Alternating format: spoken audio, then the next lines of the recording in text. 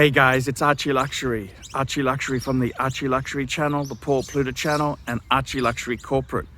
Guys, keep watching. Keep watching. I need the viewers. I need the viewers. I need the subs. I need it. Like, subscribe, and tell your friends. Tell your friends, whether you like them or hate them. Just tell them anyhow. ArchieLuxury on YouTube. Hey guys, it's Paul Pluta on the Paul Pluta channel. Another paid review. This is paid review 20 SE 45.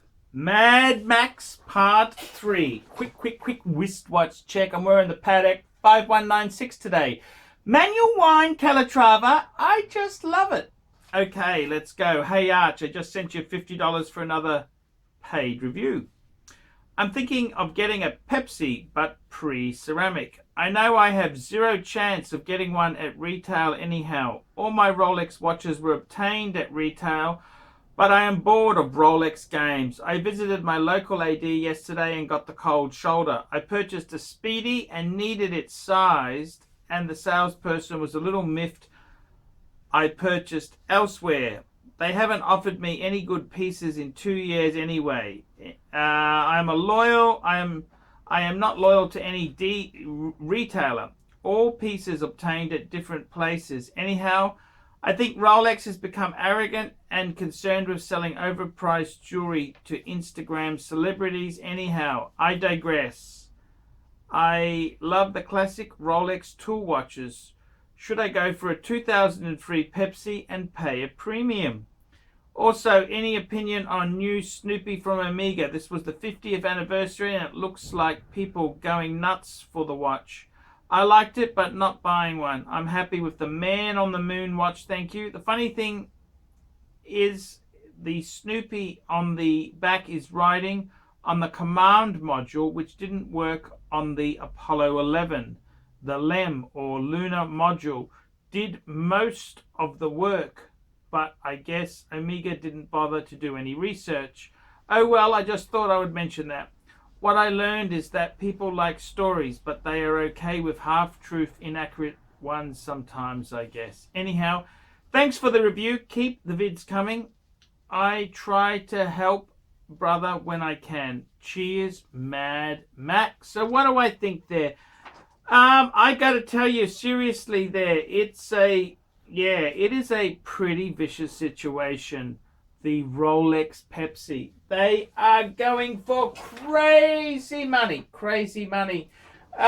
Look, if you really want one, I'd have a look at David SW. What's a Pepsi going for? Well, just under 20,000 US at David SW.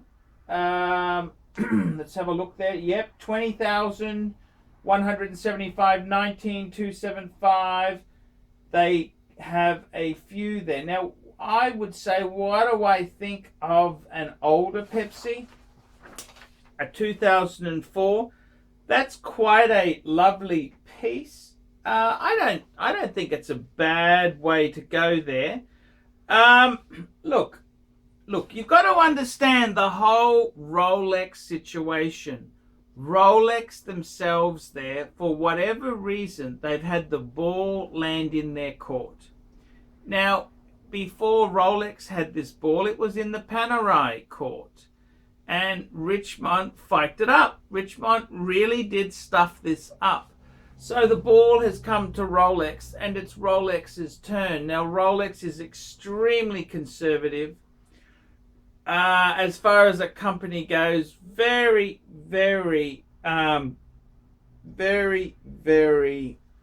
how would I put it? They are incredibly conservative thinking sort of company. They're typical Swiss. They don't see the funny side to anything. And I got to be totally honest with you. I understand these Rolex games, it is a joke.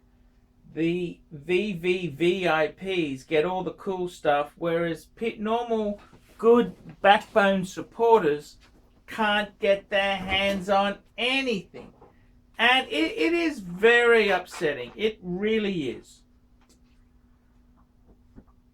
To give you an idea how bad it is, a good friend of mine, he he recently got a Kermit, the new Kermit, and he was told by the AD, I'm not going to name the AD said he'd probably be getting 2 of these in this year, which is nothing for a brand new release. 2 Kermits. I mean, he could handle 50 Kermits, 100 Kermits. And this is what's happened, is Rolex has really, the scarcity game, the product is so wanted, they can do these little things. Now, I gotta tell you honestly, it is absolutely crazy. Will it last forever? I don't know. I really don't know. My advice to you, I would have liked if you told me what else you have there. What else do you have? But I gotta say, in all honesty there, I think getting a 2003 Pepsi, that could be a good way to go. And just having a look at David SW, $11,500 US. He's got one there, which is what? Let me just have a look.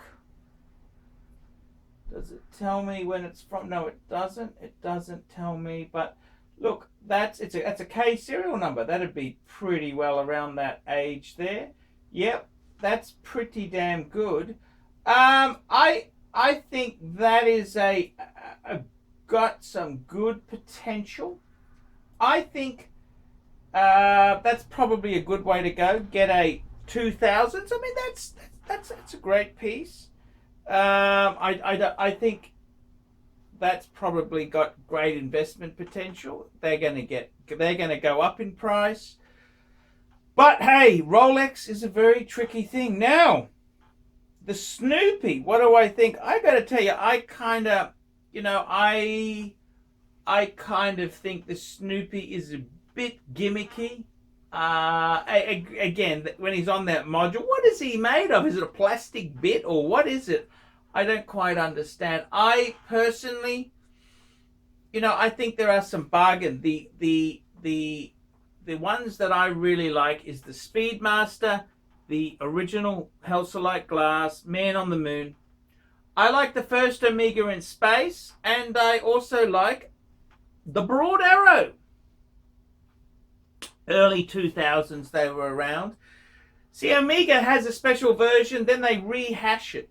And the Broad Arrow, I think it's got the beautiful hands, and it's got the steel bezel. I quite like the Broad Arrow Speedmaster, and I think that's a bit of a sleeper. The other thing I like in Omega, instead of buying one Snoopy, I get a couple. I really like the Speedmaster Mark II. I think with the integrated 70s bracelet, and because it's a reissue, they're now using a coaxial movement, which is also a column wheel. So I actually think that is a pretty good piece. The Snoopy, yeah, I think it's a bit gimmicky. Unfortunately, Omega seems to release far too many special editions, and that is what kind of got Richmond in trouble. Will Rolex follow the same path or not? That's a really good question. It's hard to tell, but I think Rolex themselves, they're very conservative, very careful. I don't think they'll be wrecking this anytime soon. But my advice, seriously, I think 2000s pre-ceramic Pepsi, that's probably a good way to go. You could do a lot worse than that. That's a beautiful watch. The games are here to stay, I'm afraid. The games are here to stay. And the whole reason the Rolex market has gone like this, it's the Chinese, the mainland Chinese. They love luxury goods.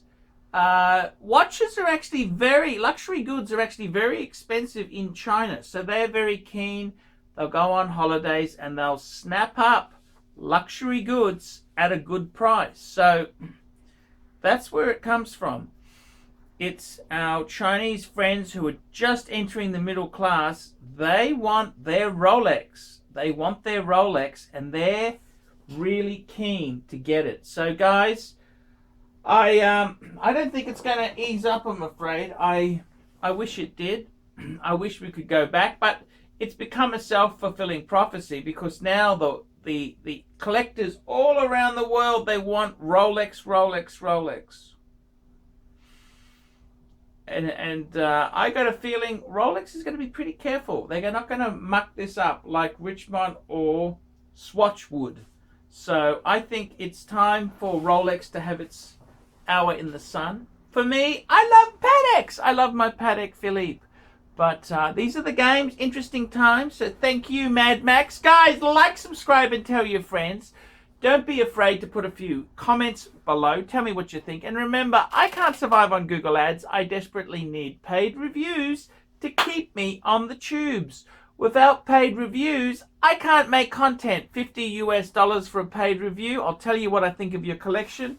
I'll give you some pointers. I will tell you everything. And I will see you in the next one. Hi guys, ArchieLuxury. And who do I recommend in America? In America, who do I recommend for quality pre-owned wristwatches? David SW, David SW, David SW. Go to davidsw.com. He is the best, the greatest pre-owned dealer in all of the United States of America. David SW, David SW, David SW. Hey guys, ArchieLuxury. Who do I recommend for watches in Brisbane and Sydney? Vintage Watch Co. That's correct. Vintage Watch Co. in Brisbane Arcade in Brisbane and the Strand Arcade in Sydney. Vintage Watch Co. Brisbane and Sydney. Ronnie, I've known him since the late 90s. Ronnie is a top bloke. Luke is a great guy. Vintage Watch Co. That is who I recommend in Australia. Check out Vintage Watch Co. and the guys' amazing range of watches. They also do service and repairs. Vintage Watch Co. That is where the pontiff goes. You know, some of my Pateks came from Vintage Watch Co. That's right, guys. Vintage Watch Co.